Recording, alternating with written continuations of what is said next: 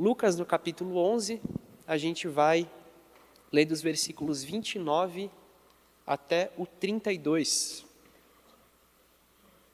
Lucas, capítulo 11, versículos 29 até o 32. Vou fazer a leitura aqui, eu tenho a Almeida 21, os irmãos acompanhem com a Bíblia que tem. Diz assim: como a multidão aumentava, ele, Jesus, começou a dizer: esta é uma geração perversa. Ela pede um sinal, mas nenhum sinal lhe será dado, a não ser o de Jonas. Porque assim como Jonas foi um sinal para os ninivitas, também o Filho do Homem o será para esta geração. A rainha do sul se levantará no juízo contra os homens desta geração e os condenará, pois veio dos confins da terra para ouvir a sabedoria de Salomão, e aqui está quem é maior do que Salomão. Os homens de Nínive se levantarão no juízo contra essa geração e a condenarão, pois se arrependeram com a pregação de Jonas, e aqui está quem é maior do que Jonas. Terminamos aqui. Vamos orar, meus irmãos. Deus querido, Pai misericordioso, te agradeço por essa porção da palavra que tivemos a oportunidade de ler hoje. Eu peço, Pai, que o Senhor nos abençoe, que o Senhor abra os nossos corações, abra os nossos ouvidos, a fim de que a gente possa aplicar aquilo que teu Filho disse nessa porção. Nos ajuda, Pai, a chegarmos mais perto de Ti, a ver uma vida que busca sempre parecer mais com Jesus, uma vida cheia de todo tipo de virtude, mas também de arrependimento, mas também de santidade, meu Pai. É assim que eu oro, agradecido, em nome de Jesus. Amém. Irmãos, diante dessa leitura que a gente fez agora, eu quero fazer a seguinte proposta. A gente vai tentar entender, compreender hoje o seguinte: para a gente amadurecer em nossa fé, nós precisamos de alguns cuidados. Cuidados que nos ajudam a priorizar aquilo que realmente importa na nossa vida, na nossa caminhada cristã. Então, vamos refletir um pouco, quais são esses cuidados? O primeiro cuidado que eu destaquei para a gente refletir é o cuidado de não idolatrar milagres e sinais miraculosos. Interessante isso, né? Os milagres, os sinais, eles vêm da parte de Deus. De fato, é o próprio Senhor que executa eles, que faz acontecer. Como então alguém pode cair na idolatria, admirando demais da conta algo que o próprio Deus fez? Então vamos pensar um pouquinho sobre esse assunto. Por exemplo, a gente vê que nos versículos 29 e 30, Jesus começa dizendo o seguinte: esta é uma geração perversa. Ela pede um sinal, mas nenhum sinal lhe será dado a não ser o de Jonas, porque assim como Jonas foi um sinal para os ninivitas, também o Filho do Homem o será para esta geração. Queridos, em toda a história da igreja, e talvez em toda a história da humanidade, as pessoas elas eram interessadas em milagres. As pessoas eram interessadas em sinais e maravilhas. Por causa disso, em vários momentos a gente percebe pessoas que realmente correm atrás de todo tipo de manifestação divina, todo tipo de manifestação que tivesse uma aparência diferente, que fosse fora do normal, extraordinária. Na história da igreja também, pessoas que corriam atrás de Deus porque queriam viver uma vida religiosa, uma vida espiritual que fosse baseada nessas experiências. E isso é evidente até os dias de hoje.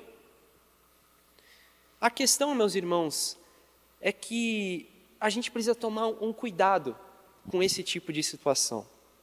Porque não é muito saudável, espiritualmente falando, a gente embasar a nossa fé simplesmente nas experiências, simplesmente nas dádivas extraordinárias. Por quê? Porque a vontade de Deus não é que a nossa fé seja firmada nisso. Deus, ele tem coisas mais concretas, coisas mais acessíveis, que ele de fato quer que sejam a base da nossa esperança. Os irmãos devem conhecer aquele versículo de Hebreus, no capítulo 11, verso 1, muito conhecido, que diz que a fé é a garantia do que se espera e a prova do que não se vê.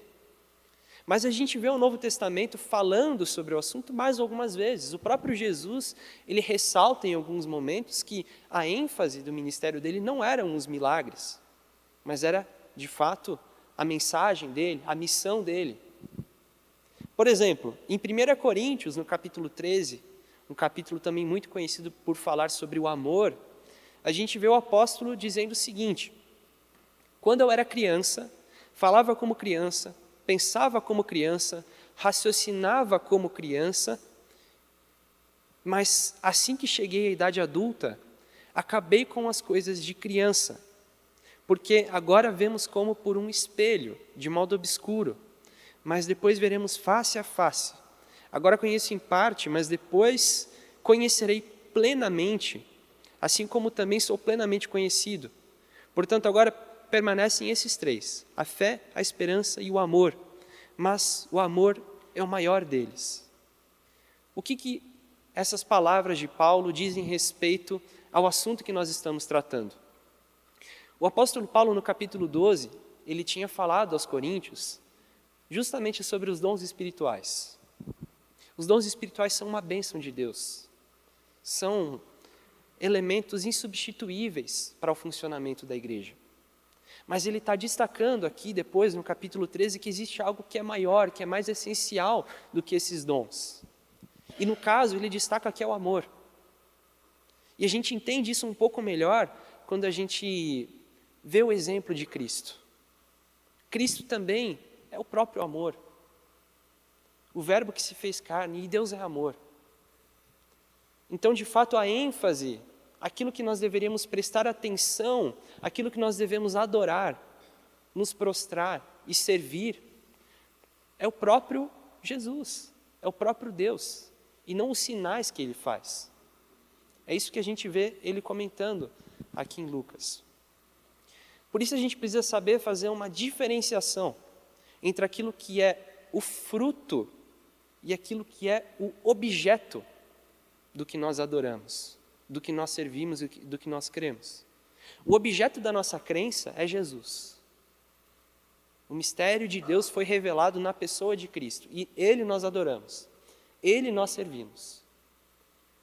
O fruto dessa fé, aquilo que a gente colhe em decorrência dessa nossa esperança, são outras coisas.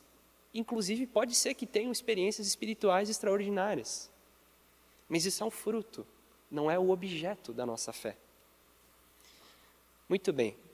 Eu separei 2 exemplos históricos de pessoas que agiram, de certa forma, com essa ênfase, ou com ênfases diferentes.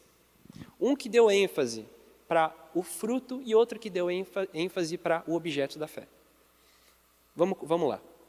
No século II, talvez os irmãos já tenham ouvido falar, houve um sujeito chamado Montano. E ele fez um novo tipo de escola de pensamento teológico chamado montanismo.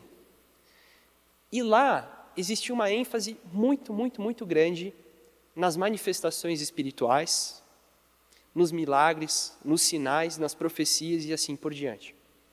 Essas coisas por si não são ruins, mas a ênfase do ministério dele, o aspecto mais importante daquilo, foi colocado nesses frutos e não no objeto que era Cristo.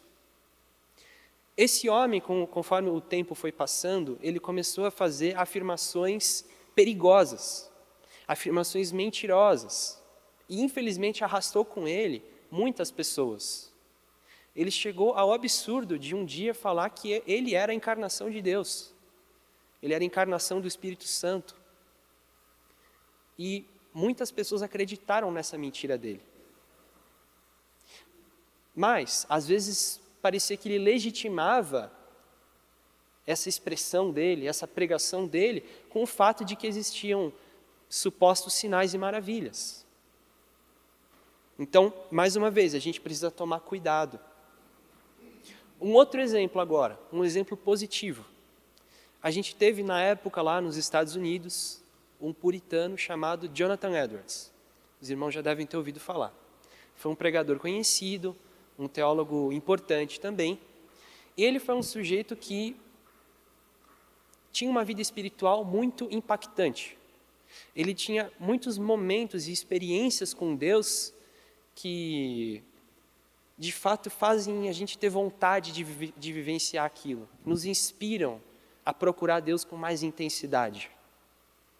Muitos momentos em que, de fato, a gente percebe que Deus agiu na vida daquele homem. Todavia, a ênfase da fé dele não era isso, não eram essas experiências. A ênfase da fé desse homem estava na pessoa e na obra de Cristo. Então, é possível sim a gente vivenciar momentos de experiências extraordinárias com Deus, e não tem problema nisso. Mas a gente não pode cair no pecado, não podemos cair no erro de idolatrar esse tipo de coisa. É o primeiro cuidado que eu quero que a gente observe. O que o sinal de Jonas, que Jesus ele destacou aqui nessa passagem, tem a ver com o assunto que nós estamos conversando? Jonas, vocês sabem, foi o profeta que ficou 3 dias e 3 noites dentro da barriga, dentro do ventre do peixe, que a Bíblia não diz qual peixe é.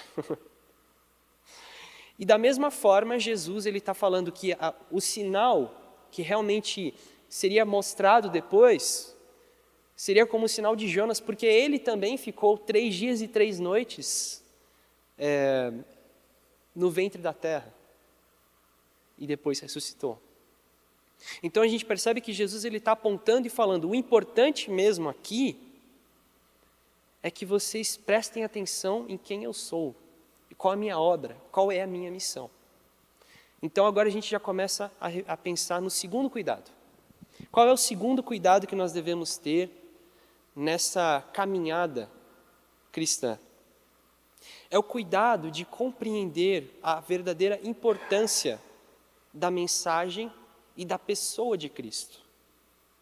A gente percebe isso no versículo 31 e 32, quando Jesus diz: a rainha do sul se levantará no juízo contra homens desta geração e os condenará, pois veio dos confins da terra para ouvir a sabedoria de Salomão.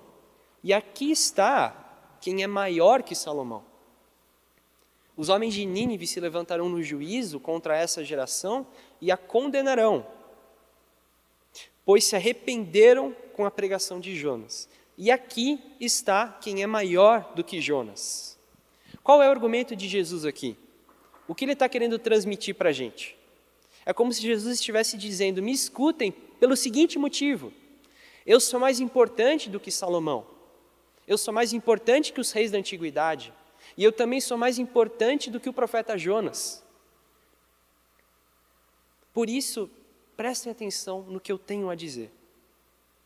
Porque, de fato, o importante não eram os sinais e maravilhas que Jesus fazia, mas sim quem operava aqueles sinais. Então, nesse momento, a gente percebe que ele mesmo está dizendo para prestarmos atenção na pessoa dele, naquilo que ele estava fazendo. E a gente percebe em alguns momentos das Escrituras, ali no Novo Testamento, palavras de Jesus falando sobre qual foi essa missão tão importante e qual era essa obra tão importante que ele estaria realizando.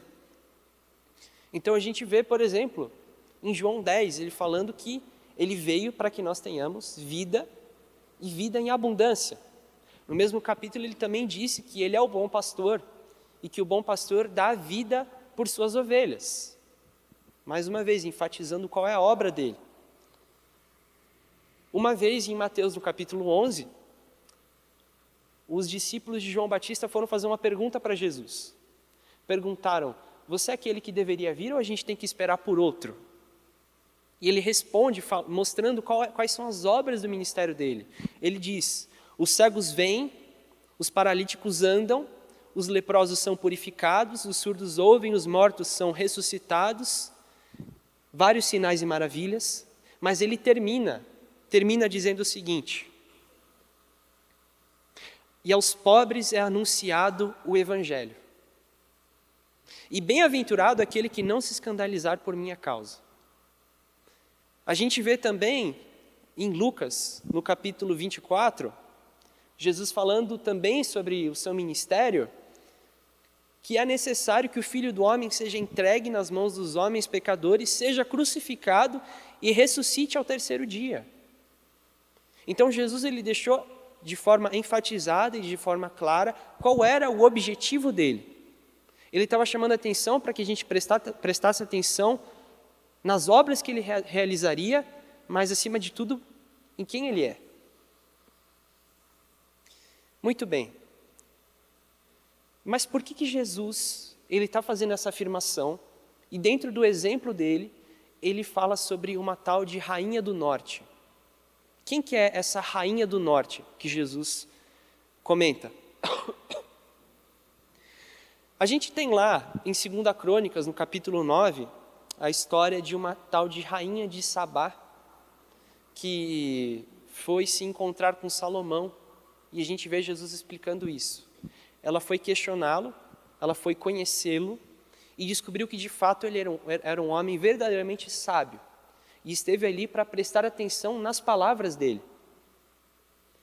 Claro que Salomão tinha, e a gente vê isso em Crônicas, ele tinha um reino cheio de riquezas, cheio de coisas visíveis, cheio de coisas impressionantes. Mas o que de fato chamou a atenção daquela mulher, daquela rainha, não foi necessariamente esses sinais, essas coisas visíveis, mas a mensagem que Salomão tinha, a sabedoria que Salomão tinha. E da mesma forma, a gente tem o exemplo dos ninivitas citado aqui. Os ninivitas, os irmãos devem saber que Nínive era a capital da Síria, que era um povo terrível, que fez grandes maldades com vários outros povos e que Deus usou para julgar o seu povo depois no cativeiro. Só que antes mesmo que isso acontecesse, Deus deu uma oportunidade para que eles se arrependessem através do profeta Jonas, e eles de fato se arrependeram. Eles escutaram a mensagem, eles escutaram aquilo que era central dentro da mensagem do profeta Jonas. Eles podiam ter ficado admirados, falando: olha só, ele saiu de um peixe, uau, isso é impressionante, eu nunca vi isso. Quanto tempo você ficou lá? 3 dias, rapaz. Mas não, eles deram ênfase, prestaram atenção na mensagem que ele tinha e colocaram a centralidade do assunto lá. Da mesma forma, eu não tenho medo de dizer que nós temos que imitar os ninivitas, porque nós precisamos tomar o cuidado de colocar a nossa ênfase nas palavras de Cristo.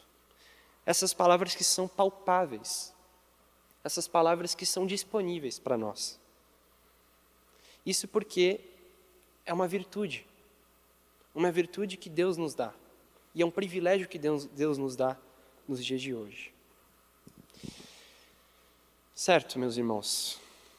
Diante disso, a gente entra agora para um terceiro cuidado importante para a gente continuar progredindo na nossa caminhada, na nossa vida cristã, de forma que agrada o nosso Deus. No verso 32, repetindo, a gente vê Jesus dizendo o seguinte: os homens de Nínive se levantarão no juízo contra esta geração e a condenarão, pois se arrependeram com a pregação de Jonas. E aqui está quem é maior do que Jonas. O terceiro cuidado que nós devemos tomar, além de concentrarmos a nossa adoração somente em Deus, somente em Cristo, além da gente tomar o cuidado de priorizar a mensagem desse Cristo, nós devemos também aplicar essa mensagem. E o que Jesus ele estava ensinando? Jesus estava ensinando nessa passagem sobre santidade e arrependimento. Quantas vezes Jesus não falou sobre esse assunto? Quantas vezes? Porque esse é um dos empenhos mais significativos que nós devemos ter na nossa caminhada cristã. Porque o arrependimento, ele não é essencial só para o momento da conversão. O arrependimento, ele tem que ser uma realidade contínua e presente em nossas vidas. E nisso, nós temos uma das ferramentas para a santificação.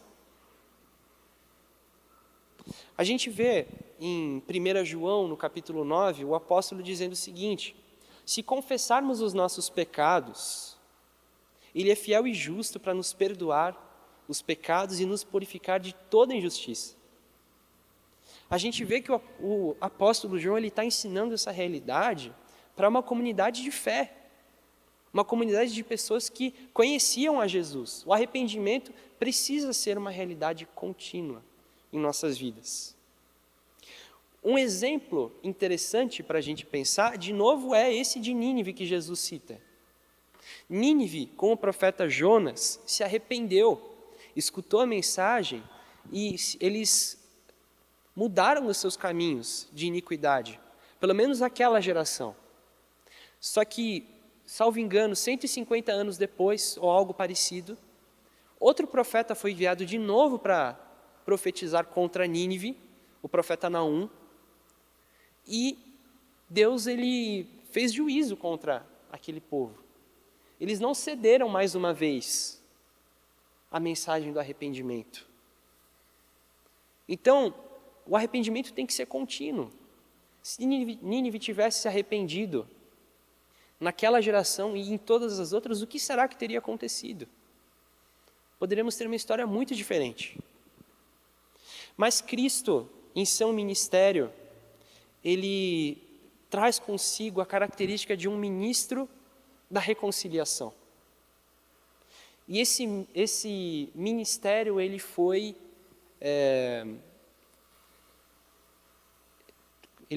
uma tarefa, Cristo nos encarregou desse ministério da mesma forma depois. A gente vê, por exemplo, para os embaixadores do rei e antigos embaixadores do rei, o versículo de 2 Coríntios 5:20, que diz que nós somos embaixadores por Cristo, como se Deus por nós vos exortasse, rogamos, pois, por Cristo, que você reconcilieis com Deus. O nosso ministério é esse.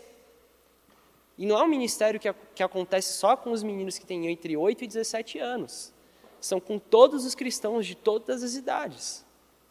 Nós somos também ministros dessa reconciliação. E para a gente se reconciliar com alguém, são precisas duas coisas: arrependimento e perdão. Nós nos arrependemos diante de Deus e Deus nos perdoa. É unilateral. Depois que a gente tem esse convite para o arrependimento, a gente tem um convite subsequente. A gente tem um convite que é um fruto desse arrependimento, que é o da santificação. O que é santificação? Santificação é a gente se tornar mais parecido com Jesus. É a gente vestir a santidade de Cristo. É a gente imitar Ele. A gente viver uma realidade em que o meu desejo, aquilo que eu vivo, aquilo que eu penso, aquilo que eu quero, é a vontade de Deus. A gente vê em 1 Pedro, no capítulo 1, verso 16, o apóstolo falando: pois está escrito, fazendo uma citação ao Antigo Testamento, sereis santos porque eu sou santo. Essa é uma ordem de Deus para a nossa vida. Nós devemos buscar a santidade continuamente e verdadeiramente. Esse ministério do arrependimento, ele não é uma realidade que acontece só nas palavras de Jesus. Jesus é o ápice desse ministério. Jesus é o mensageiro fiel, o mensageiro perfeito do arrependimento. Mas Deus fazia também, de forma inerrante, isso com os profetas desde muito tempo. A gente vê que os profetas menores, por exemplo, frequentemente estão falando sobre arrependimento, o juízo de Deus e o arrependimento. E isso continua sendo uma realidade até chegar o momento de João Batista. João Batista, que também é citado nesse capítulo de Lucas que a gente está lendo, logo no comecinho, ele tinha a sua mensagem como de fato, arrependam-se, porque o reino de Deus está perto. Isso quando ele não falava de um jeito mais ríspido, né? Raça de víboras. Enfim, meus irmãos, o chamado de Jesus é um chamado para que nós possamos viver de maneira contrária à nossa natureza humana e pecaminosa. E é muito interessante a gente pensar nesse assunto, porque, de novo, depois com o apóstolo Paulo, a gente encontra uma passagem que nos ajuda a entender como que funciona essa dualidade, essa luta que existe entre a nossa natureza pecaminosa e o Espírito de Deus. Depois, recomendo que os irmãos façam a leitura completa de Gálatas, no capítulo 5. Mas no verso 16, a gente vê o apóstolo dizendo o seguinte: mas eu afirmo, andai pelo Espírito e nunca satisfareis os desejos da carne. Andem ou vivam no Espírito e de forma nenhuma vocês vão ceder os desejos da sua natureza pecaminosa. É isso que ele está transmitindo para a gente. Ele está usando essa palavra aqui, em algumas Bíblias está escrito andem pelo Espírito, outras vocês podem encontrar vivam pelo Espírito, porque é uma palavra que no original tem o sentido de uma procedência de vida, um estilo de vida, uma forma de viver. Se você tiver um estilo de vida que é no Espírito de Deus, de jeito nenhum, você vai ceder aos desejos da sua carne. Isso porque a ação principal, meus irmãos, do Espírito Santo de Deus em nossas vidas é a oportunidade de mudarmos de vida, de desejarmos as coisas de Deus. Essa é a ênfase que eu quero deixar para vocês. A ênfase é que o Espírito de Deus ele nos dá a condição de vivermos em santidade. E esse é o aspecto principal dele, como a gente viu aqui em Gálatas no capítulo 5. É verdade que o Espírito de Deus, ele nos dá a condição de vivermos experiências fabulosas. É verdade que o Espírito de Deus, ele opera milagres, e sinais, e maravilhas. É verdade tudo isso. Só que o ministério, só que a ênfase principal dele não é nenhuma dessas coisas, mas a santidade. Mas chegarmos perto de Deus. Tanto que nesse mesmo capítulo a gente tem os frutos do Espírito. Talvez os irmãos conheçam de cor. E os frutos do Espírito, e nenhum deles está escrito ali que um deles é experiências fabulosas. Em nenhum deles está escrito que se um cristão tem o Espírito Santo, ele vai viver profetizando todos os dias, tendo visões, realizando milagres e assim por diante. Essas coisas são legais, essas coisas são edificantes, só que elas não são o fruto, elas não são o principal, porque o principal é a santidade. E é isso, meus irmãos, é isso que eu queria compartilhar com vocês. Agradeço a paciência de cada um, a oportunidade de refletirmos um pouco na palavra de Deus. De fato, a gente precisa entender que nós precisamos dar atenção para aquilo que é principal dentro da nossa caminhada de fé. Aquilo que é insubstituível para a nossa edificação. Tá bem, irmãos? Então, vamos terminar com uma oração. Deus querido, Pai amado, em Teu nome, me coloco diante de Ti, grato pela vida de cada um desses irmãos que estão aqui presentes, que separaram um momento da vida deles, no meio da semana, para chegar mais perto de Ti.